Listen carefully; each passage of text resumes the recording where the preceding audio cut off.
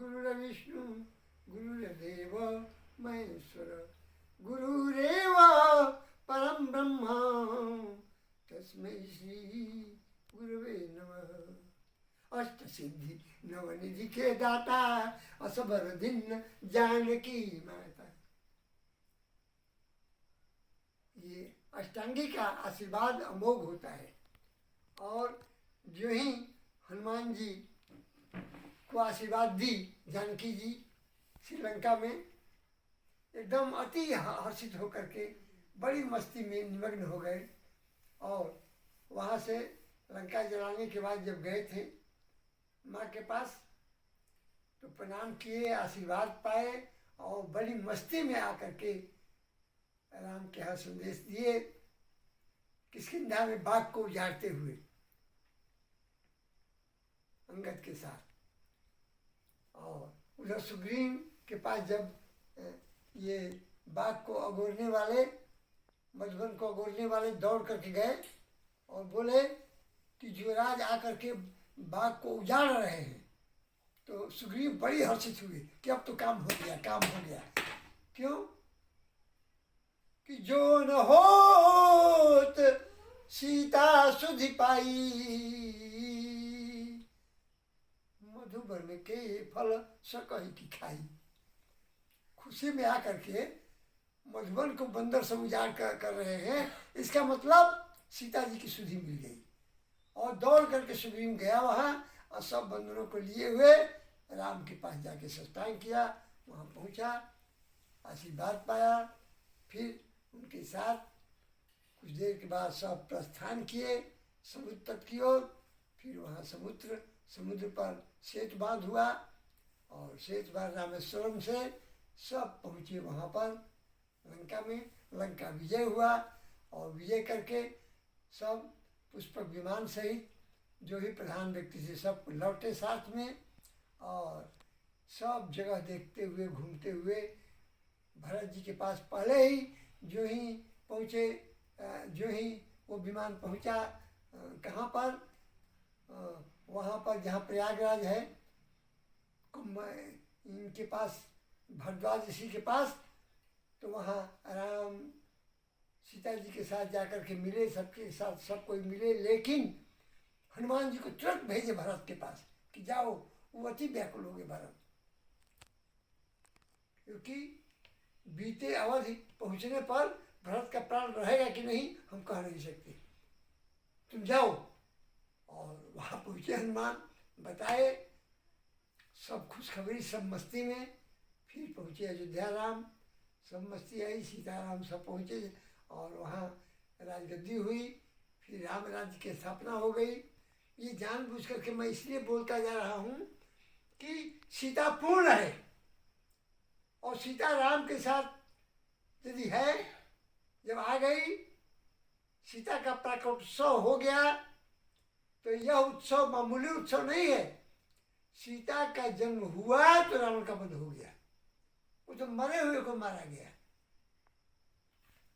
सीता आ गई तो सबकी पीड़ा दूर, सीता मूर्त रूप में आ गई।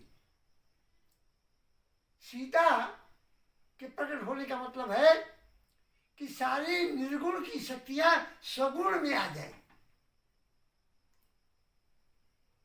शरीर रहते हुए मोक्ष तो हो ही जाए, शरीर रहते हुए और धर्म काम मोक्ष सब तो मिल ही जाए, सब तो कोई महत्व नहीं। भक्ति का हिलोर चारों चलने लगे, क्योंकि सीता भक्त की मूर्ति है। सीता के चरण की धूल मिले बिना, सीता का शरण मिले बिना किसी को भक्ति मिल कर नहीं सकता है। और जिसको भक्ति मिल गई उसके लिए कहाँ दुख, कैसी पीड़ा। संत सुखी विचरंत वही, किसके बल से? सीता के बल से, अष्टांगी के बल से। ये शरीर के अंदर नीचे से ऊपर तक मूलाधार, इसके बाद स्वाधिष्ठान, मणिपुर, इसके बाद अनाहत, इसके बाद विशुद्ध, एक एक बीता विशुद्ध के बाद आज्ञा, आज्ञा के बाद एक बीता पर यहाँ सहस्रार। ये सब चक्र तो हैं, लेकिन इस सहस्रार चक्र के और उस आज्ञा चक्र के मध्य में ठीक इसके सामने गुरु चक्र है, जहाँ शिव जी के माथे पर तीसरा नेत्र आप देखते हैं। वह तीसरा नेत्र जो गुरु चक्र से संबंधित है,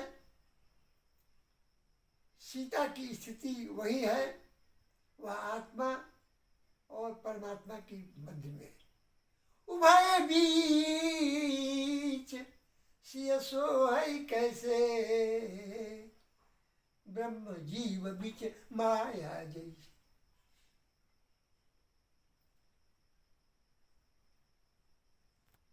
हंसे गणेशो विधिरेव हंसो हरिरहं समय शंभु,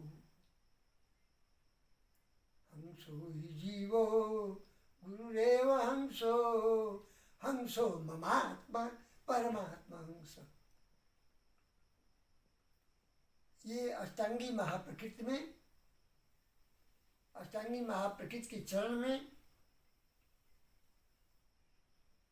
ये सगुण ब्रह्म में ही निर्गुण ब्रह्म रोम रोम में हिलोर लेने लगता है।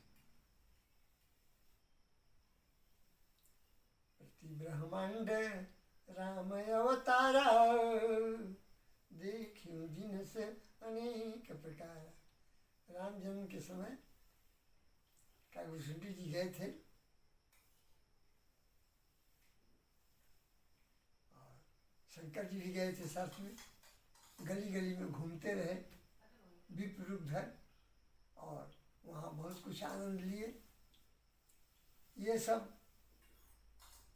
राम जन्म की भी याद आ जाती है, उनके राजगद्दी की भी याद आ जाती है, और उसमें कोई दर्द नहीं। जब सीता आ गई वहाँ से लंका से, श्रीलंका से यहाँ पर अयोध्या में, तो सीता राम को बैठा करके विधिवत राजगद्दी हुआ, और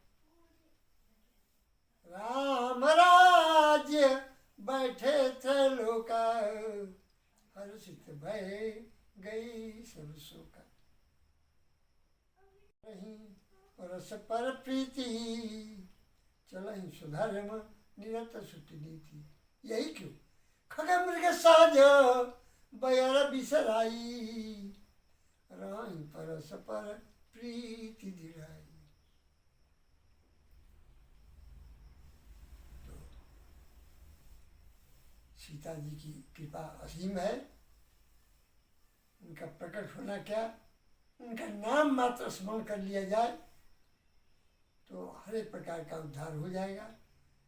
हर एक प्रकार की सब कुछ मिल गई संपत्ति, कोई बाकी नहीं रही आपसे, कोई चीज पाना शेष नहीं रहा यदि सीताराम का स्मरण आप करने लगे।